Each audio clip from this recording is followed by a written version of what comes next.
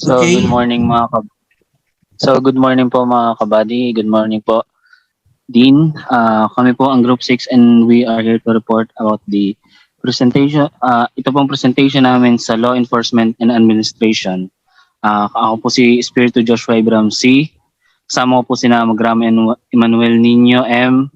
Pinyon Leandra B. Higit Justin May.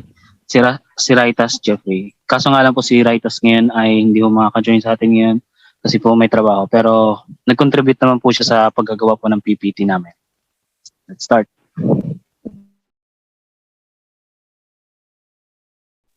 The Philippine National Police.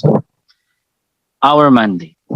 Republic Act 6975 entitled An Act Establishing the Philippine National Police under a reorganized Department of the Interior and Local Government and Other Purpose as amended by the RA 8551 Philippine National Police Reform and Reorganization Act of 1998 and further amended by the RA Act 9708.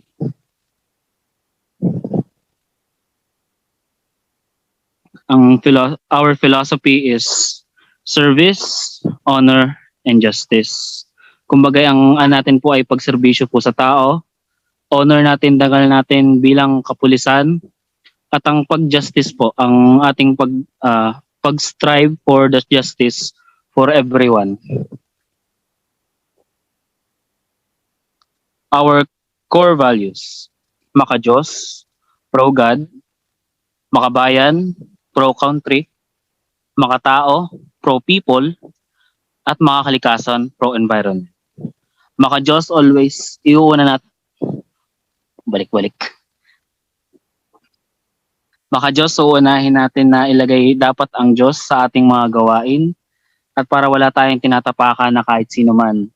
Makabayan, ating pagtulong sa ating kababayan sapagkat tayo ay mga pulis or aspiring police.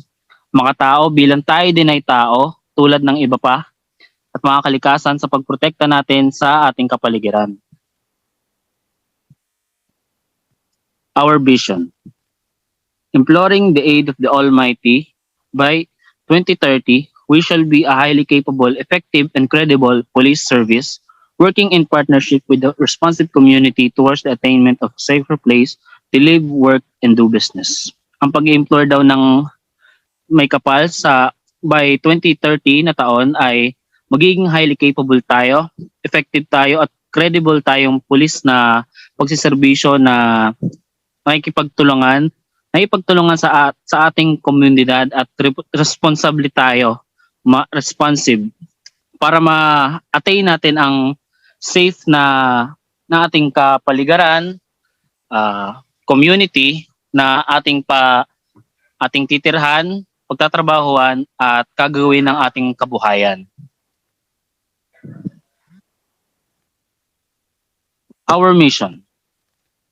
The PNP shall enforce the law, prevent and control crimes, maintain peace and order, and ensure public safety and internal security with the active support of the community.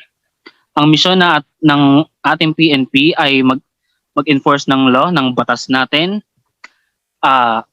i-prevent at kontrolin ang mga krimen na nangyayari sa ating paligid, gawing payapa ang ating kapaligiran at nasa sa tama ito, at pag-ensure natin sa safety ng ating mga mamamayan, sa internal security man o sa ating pag-support sa ating komunidad. Our functions. Law enforcement, maintain peace and order, prevents and investigates crimes and bring offenders to justice, exercise the vested powers from the Philippine Constitution and pertinent laws, detain an arrested person for a period not beyond what is prescribed by law, implements pertinent laws and regulation on firearms and explosive control, supervise and control the training and operations of security agencies. Ang function natin ay law enforcement, pag-enforce natin ng batas, pagbibigay ng peace and order sa ating kapaligiran at komunidad, pag-prevent natin at pag-iimbestiga natin sa mga krimen na magdadala ng hustisya sa mga may sala. Pag-exercise natin ng powers na binigay sa atin ng Philippines Constitution at ng mga pertinent laws. Pag-aresto or pagkuha natin sa isang arestadong or wanted person na hindi lalagpas sa period na kung ano man ang nakalagay sa batas. Pag-implement natin ng pertinent law at mga regulasyon sa mga firearms at explosive control sa mga baril, mga granada o ano man yan. At pag-supervise natin at control sa mga training operations ng seguridad ng ating mga agencies. Ito po ang ating Philippine National Police. Yan po ang kanilang uniforme.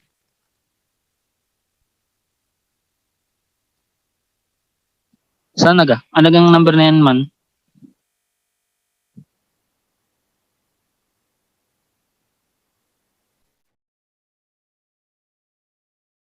Okay. The Philippine National Police. Originating from a merging of the Philippine Constabulary and Integrated National Police, the Philippine National Police is the civilian national police force of the Philippines. The following is a brief history of the PNP and the organizational structure that it holds today.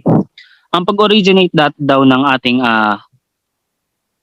ating kapulisan ay nagmula pa sa Philippines Constabulary at sa Integrated National Police. At ngayon ito ay tinawag ng Philippine National Police. Ito ay isang civilian national police force ng Pilipinas at ang mga sumusunod ay ang brief history ng ating kapulisan at mga organization structures na kinahawakan natin ngayon. Ikaw na handa.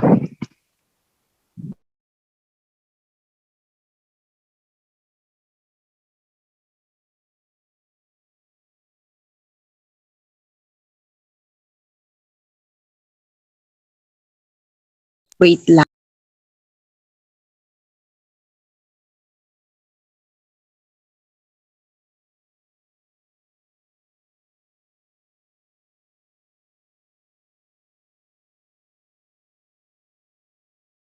Yan ang akin. Tigatig sa 10 tayo. Iyo pa yan, Joshua. Okay, Akin yan. Ang simula ng akin yung relation. Eh siya, sige. Edit mo lang man Historical highlights. The Philippine National Police ang Philippine National Police ay nag-originate mula pa sa Philippine Constabulary natin or sa PC na noong pa na ginagurate noong August 8, 1901. Nag-establish siya ng kanyang police force under sa American regime.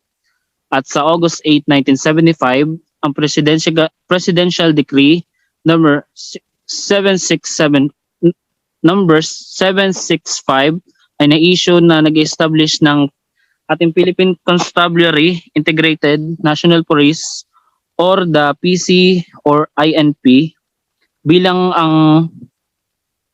ang National Police Force ng ating bansa. These fragments and diverse local police units were integrated into a national police force with the Philippine Constabulary as the nucleus, meaning na ang pinaka-center daw nitong lahat ay yung Philippine Constabulary or yung ating PC.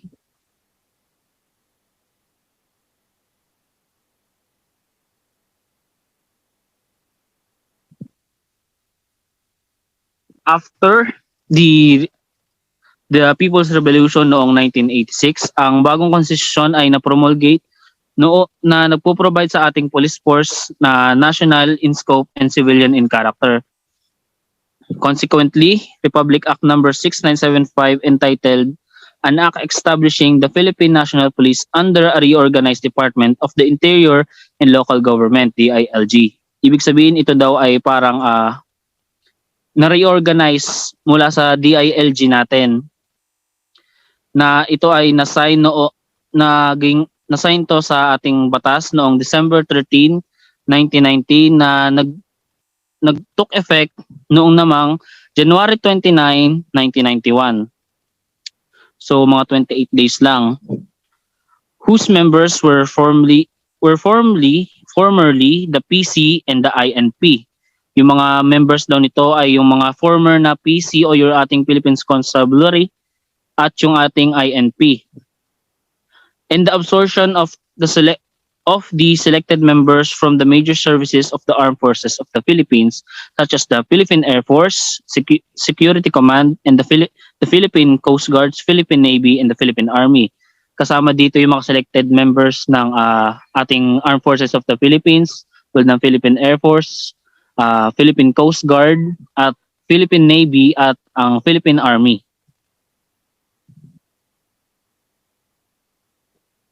At ito ay thus, to further strengthen the PNP into a highly efficient and competent police force, Republic Act number 8551 entitled PNP Reform and Reorganization Act of 1998 was enacted on February 17, 1998, amending certain provisions of Republic Act 6975. So dahil daw dito mas pinalakas daw at in-strengthen ang PNP natin bilang maging efficient at competent na kapulisan dahil sa Republic Act number 8551 na pinangalan ng PNP Reform and Reorganization Act of 1998 na na-enact noong February 17, 1998 na nag-aamen sa certain provisions ng Republic Act number 6975. Saan ako? Saan ka nag-aanda? Ako na yan, ako na. Ikaw na. Sige. Edit mo na lang man.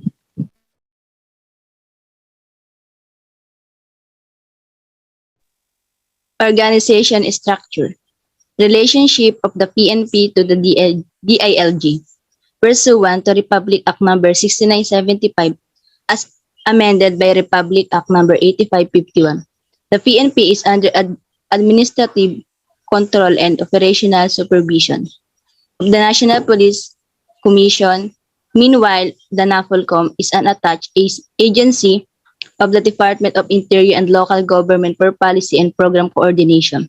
The Secretary of the Interior and Local Government is amended to be ex officio chairman of NAFOLCOM. Sinasabi dito ay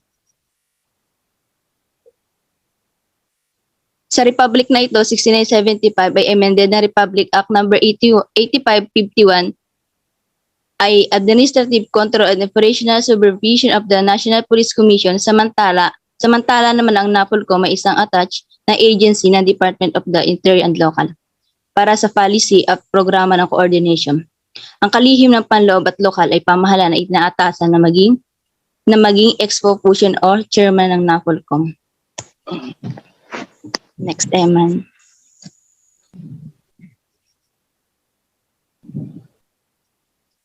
Number 2, the PNP organization structure. In order to accomplish the mission, powers, and function of the PNP, its structure was provided for as follows.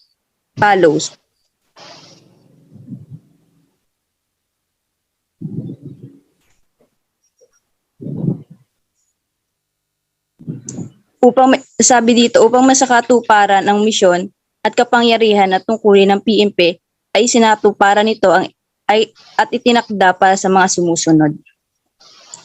Next, Eman.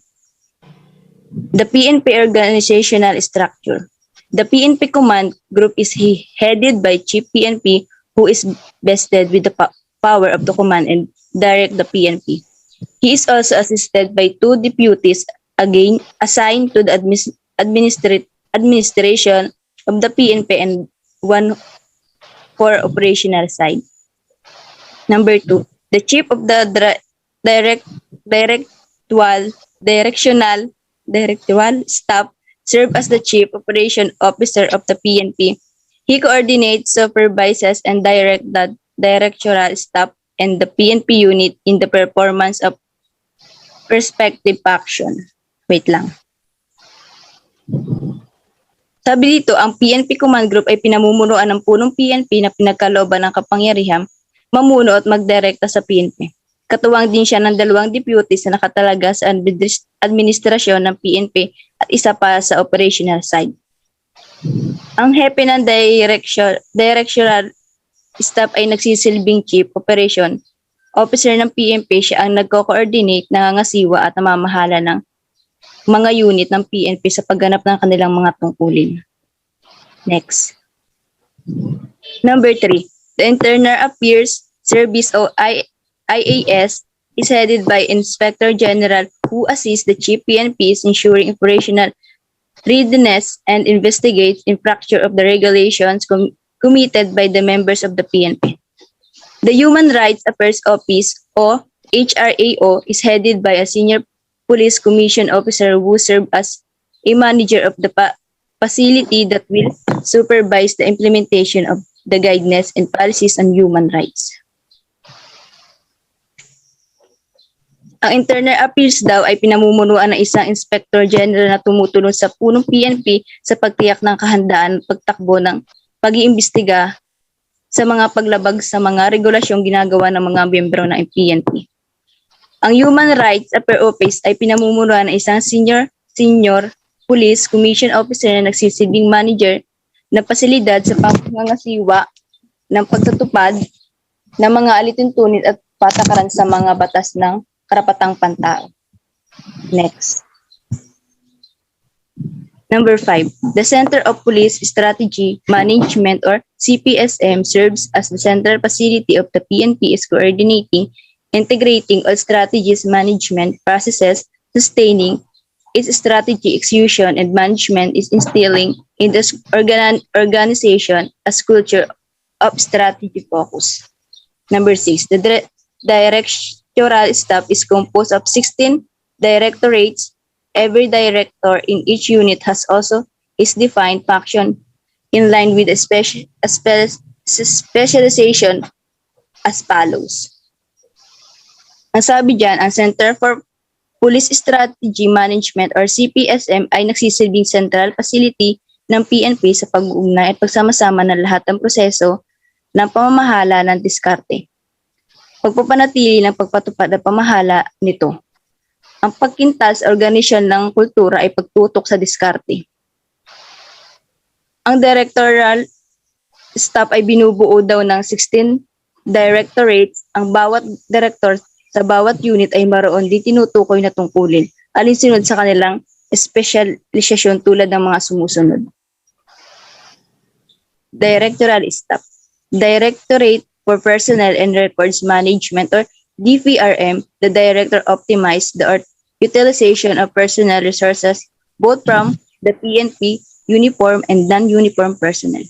The Directorate for Intelligence or DI, the director manages the gathering, collecting of intelligence objectives through effective management of all intelligence and counterintelligence activities of the PNP. He also served as the linkage of all foreigners with official structure with the chief of PNP.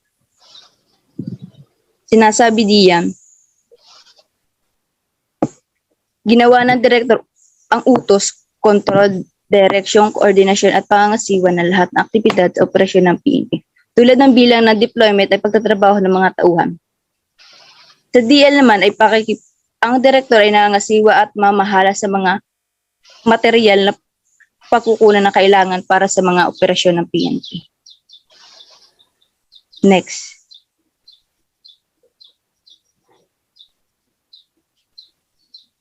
Directorate for Operation or DO. The director exercises command to control the direction, the coordination, and the supervision of all the PNP operations such as deployment of personnel. The Directorate for Logistics or DL, the director administer and manage material resources needed for the PNP operators. The director plans and program strategic PNP operation. He also represents the PNP in the Interagency International Affairs on Peace and Order.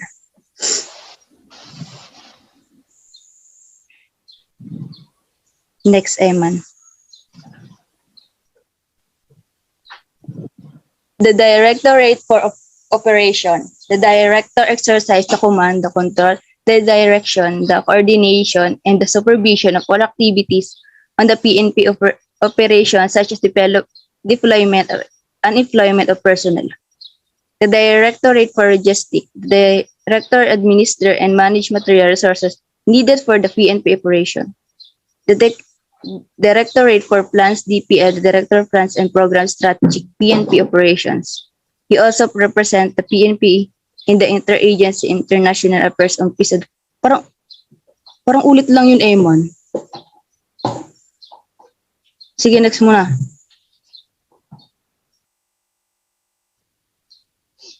The Directoral Staff. The Directorate for Controlship. Tapos na ako.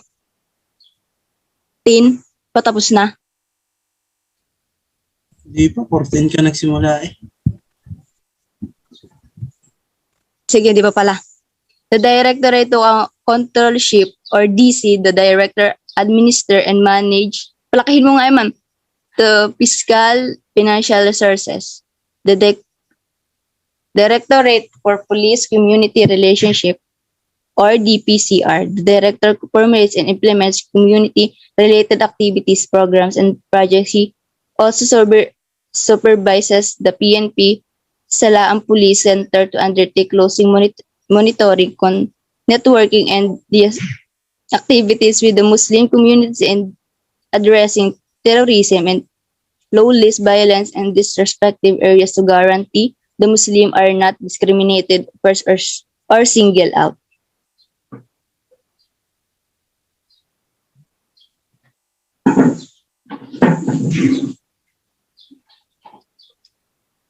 The Directorate Investigation and Detective Management or DIDM. The Director coordinates, control, and supervises all investigation activities. Directorate for Human Resources and Doctrine Development or DHRDD. The Director formulates policies of matters pertaining to human resources and doctrine development. Kung mo na lipat man.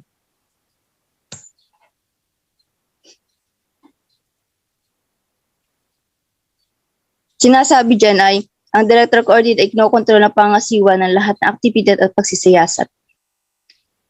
Ang Director ay bumabalangkas ng mga patakaran sa mga bagay na nauukol sa human resources at pag-unlad ng doktrina. Next. Game na. Directorate for Research and Development or DRD. The Director engages research and development and testing and evaluation of self-reliant projects. The Directorates for Information and Communication Technology Management or the ICTM. The Director integrates and standardizes all the PNP information system and resources to further improve and frontline services. Ay nakikibahagi sa panaliksik at papaunlad at gumagawa ng pagsubok sa pagsusuri ng mga proyektong umaasa sa sarili. Ang DICTM naman ay, ang Director ay sinasama sa pag-instabilize ang lahat ng PNP at impormasyon tungkol sa higit pang mapabuti ang serbisyo ng mga frontline services. Next. 5 Directorates for Integrated Police Operation or DIPOS.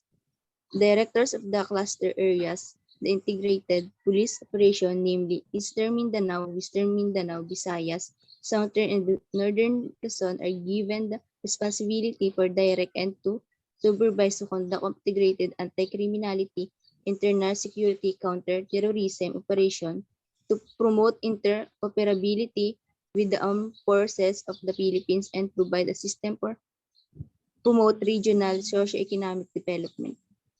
May 5 directorates para sa integrated police operation. Ang mga director na cluster ay na areas para sa integrated police operation tulad ng Eastern Mindanao, Western Mindanao, Visayas, Southern at Northern Luzon ay nagbibigay ng responsibilidad na ideklara ang pangasiwa at pagsasagawa ng integrated anti-criminality, internal security, counter-terrorism operations upang maitaguyod ang interoperability sa natahang lakas ng Pilipinas at upang magbigay ng isang sistema upang itaguyod ang panrelihiyong socio-ekonomikong pag-unlad. Next. Of which are Ito, administrative. ana. Sige. The 11 administrative units are as follows. Logistics Support Services or LSS, Information Technology Management Service or ITMS, Finance Services or FS, Health Services or HS, Communications and Electronic Services or CES, Chaplain Service or CHS, Legal Services, Headquarters Support Services, Engineering Services, Training Services, and PNP Retirement and Benefits Administration Services. The 12 operational support units and their respective functions are as follows. Maritime Group. This group is responsible to perform all police functions over Philippine territorial waters, lakes, and rivers along coastal areas to include ports and harbors and small islands for the security and the sustainability development of the maritime environment. So ang maritime group daw po ay ito ang group na nagbabantay sa Philippine territorial waters, lake and rivers. Intelligence group. This group serves as the intelligence and counterintelligence operating unit of the PNP. Police Security and Protection Group. This group provides security to government vital installations, government officials visiting, dignitaries, and private individuals authorized to be protected. So ang Police Security and Protection Group, ito yung mga group na nagpo-provide na security sa mga government officials at sa mga private individuals na authorized na bigyan ng protection.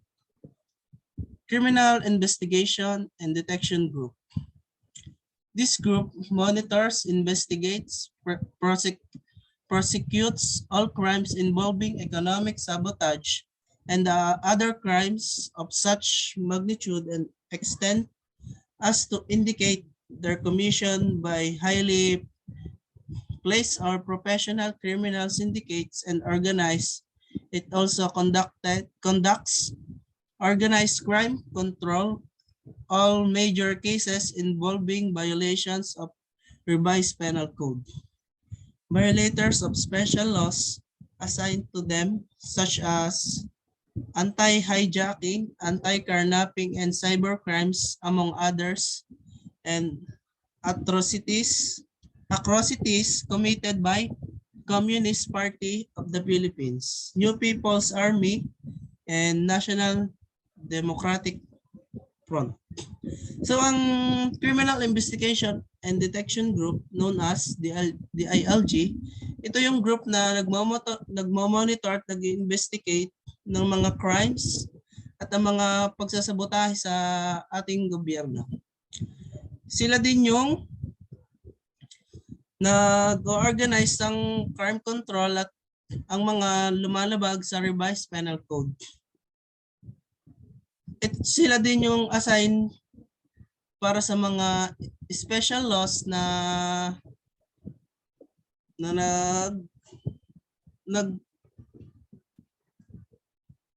Nagsusupervise sa mga anti-hijacking, anti-carnapping, and anti-cybercrime at yung mga taong kabilang sa Communist Party of the Philippines, New People's Army, and National Democratic Front. Special Action Force.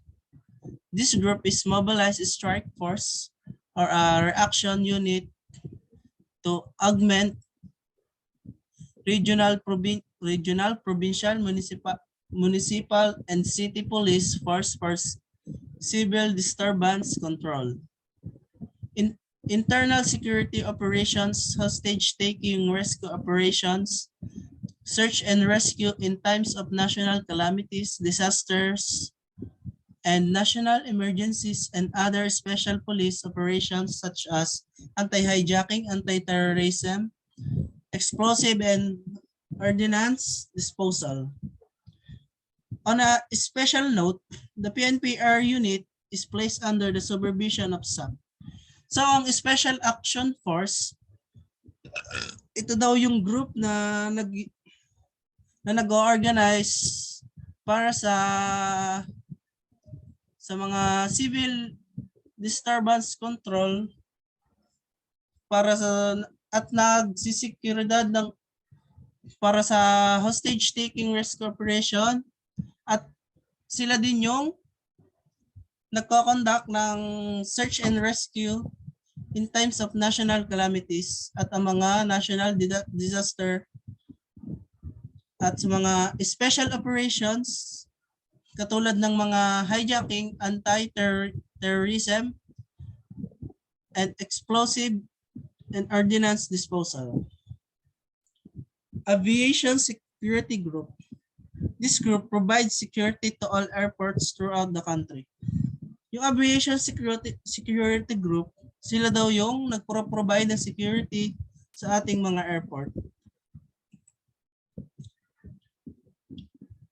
Highway Patrol Group.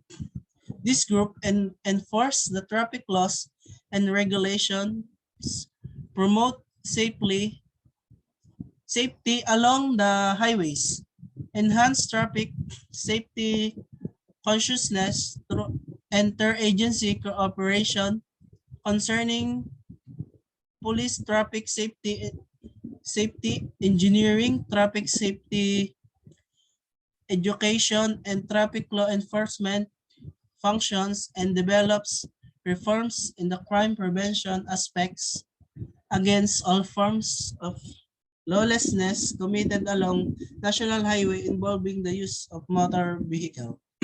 So ang Highway Patrol Group, ito yung group ng mga enforcers na nag-organize para bantayan ang ating mga daan at highway tulad ng mga checkpoint at ang mga traffic enforcers. Police Community Relations Group. This group undertake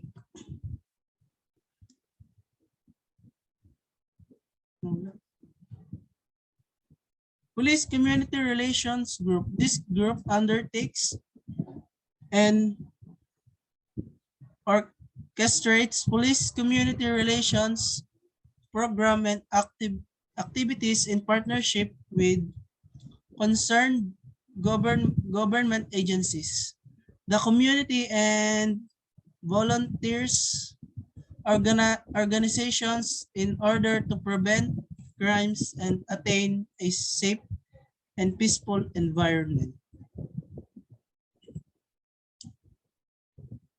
Civil Security Group. This group regulates business operations and activities of all organized private detectives, watchmen, security guards, agencies, and company guard forces. It also supervises the licensing and registration of firearms and explosive. So ang Civil Security Group, ito yung mga grupo na nagre-regulates ng business operation and activities of all private detectives, tulad ng mga watchmen, yung mga security guard natin sa mga kumpanya, at ang mga nag at ito yung mga taong nagre-register ng mga firearms and explosives. Crime Laboratory. This group provides scientific and technical investigate aid and support of PNP and other investigation agencies. It also provides crime laboratory experiment, evaluation, and identification of physical evidence gathered at the crime scene with primary emphasis on chemical, biological, and physical nature. So, ang crime laboratories, ito yung mga group na ng mga tao na sila yung mga nagtetest ng nagtet sila yung mga nagtetest ng mga chemicals tulad ng mga drugs. Kung positive man na drugs ito, doon nila pino-formulate yung mga ganun.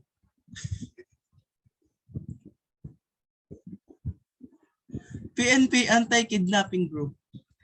This group serves as the primary unit of the PNP in addressing kidnapping, menace in the country, and in handling hostage situation.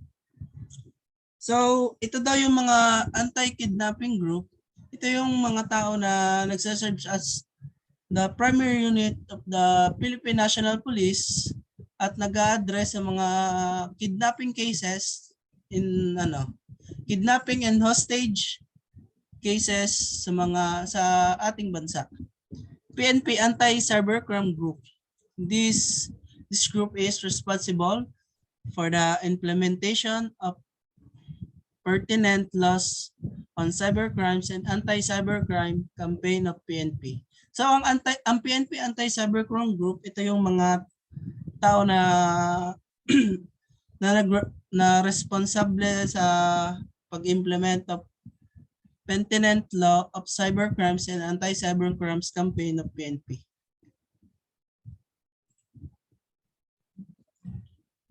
For the main PNP operation units, there are 17 police regional offices nationwide, which correspond to the regional subdivisions of the country. Directly under the police regional officers are 17 regional public safety battalions, 80 police provincial offices which correspond to the number of provinces in the country, and 20 city police officers in highly urbanized and independent cities which are equivalent to a provincial police office. The police provincial offices. Ako na dyan ay man. Okay. Yes. Okay.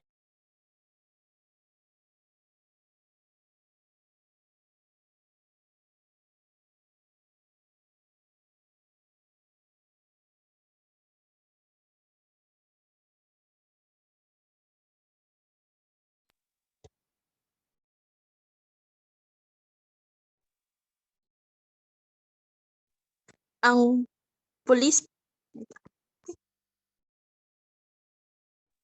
police provincial office ay mayroong kani-kanilang provincial public safety companies or PPSC na pangunahing ginagamit para sa internal security operation or ISO. Ang bilang ng mga ito ay nakadepende sa umiiral na sitwasyon ng kaayusan at kapayapaan sa kinauukulang lalawigan. Ito ay may kabuuang bilang na umaabot sa 1,766 na police stations ang naitatag sa buong bansa. Ito ay nahati sa mga kategoryang sumusunod. 7 component city police stations, 1,507 municipal police stations na nakapaloob sa Police Provincial Office, 131 police stations na nakapaloob sa City Police Office, at 38 police stations or city police na nagsisilbing pangunahing operating arm ng PNP para sa anti-criminality program. Next.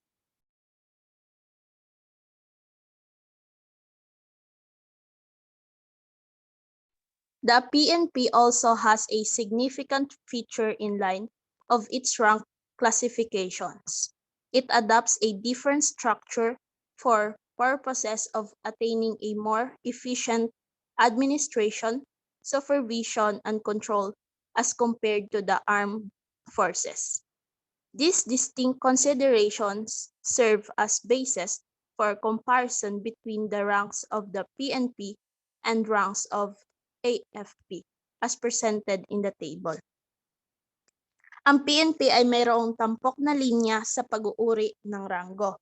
Gumagamit ito ng ibang istruktura sa mga layuning makamit ang mas mahusay na pangangasiwa at maging pagkontrol kumpara sa sandatahang lakas.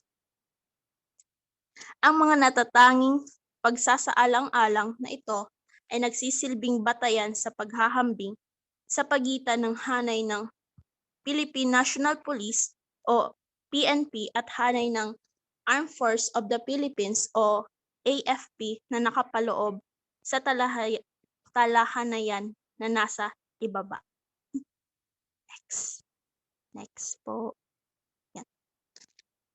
PNP ranks, AFP ranks. Police Commission Officers sa AFP Commissioned Officers. PNP Director General, AFP General. PNP Deputy Director General, AFP Lieutenant General.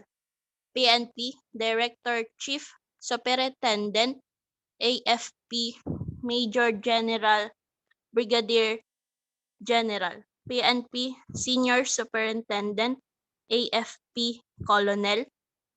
PNP Superintendent, AFP Lieutenant Colonel. PNP Chief Inspector, AFP Major. PNP Senior Inspector, AFP Captain. PNP Inspector, AFP First and Second Lieutenant. PNP Police Non-Commissioned Officers, AFP Non-Commissioned Officers. PNP Senior Police Officer 4, AFP Master Sergeant. PNP Senior Police Officer 3, AFP Technical Sergeant. PNP Senior Police Officer 2, AFP Staff Sergeant, and PNP Senior Police Officer 1, AFP Sergeant. Next.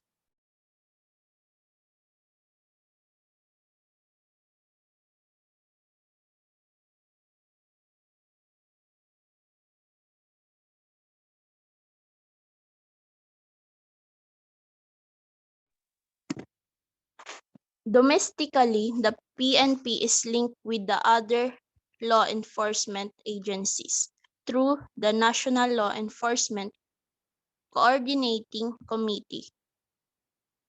This body convenes regularly to foster cooperation and coordination among all law enforcement agencies in the country. It also supports several law enforcement agencies like the Philippine Center for Transnational Crimes or PCTC and the Philippine Drug Enforcement Agency. It is also linked with the International Enforcement Committee through the Interpol or the National Criminal Police Organization with the head of the PCTC as the Secretariat and the Chief PNP as the Chief of the National Central Bureau and a member of the ASEAN or the Association of Southeast Asian Nations, Chiefs of Police or Asian Pol, and a partner of the United Nations Center for International Crime Prevention. Next.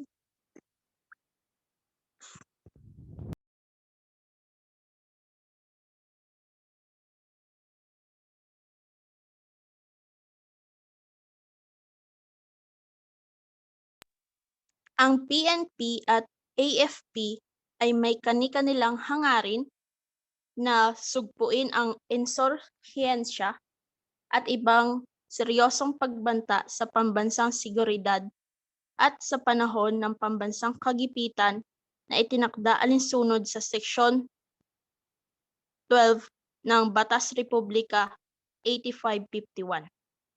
Dahil dito, mayroon ding namamahala sa mga relasyon sa kanilang pagitan gaya ng sumusunod. Next. Next na.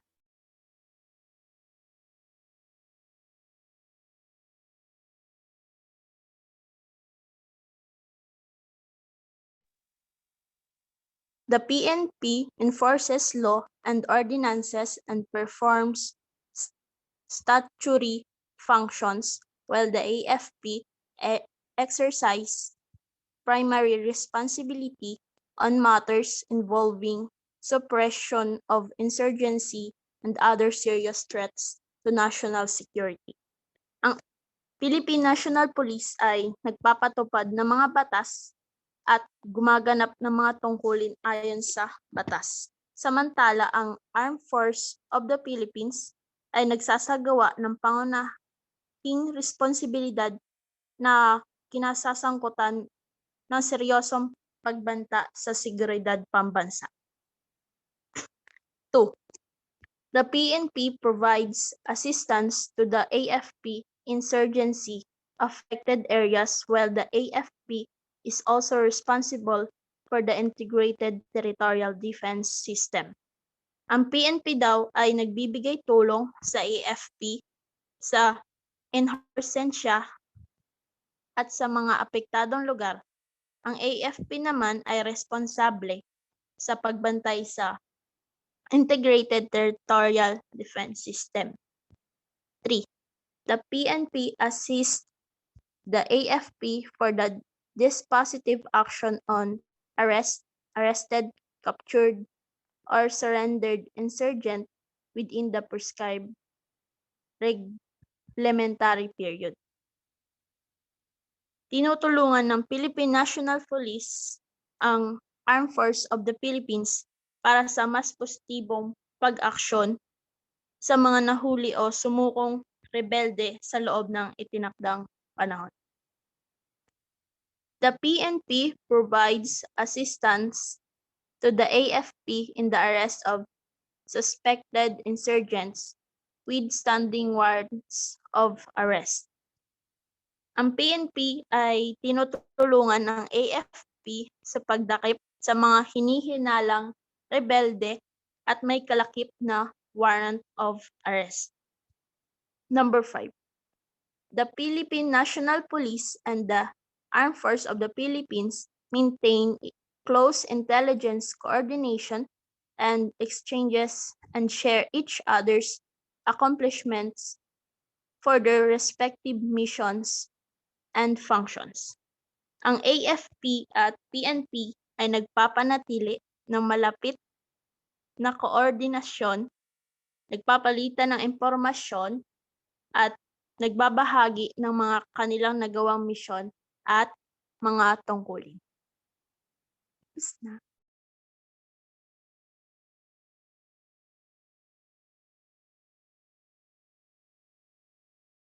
Sasabihin pa yan? So ito po ang aming source of information.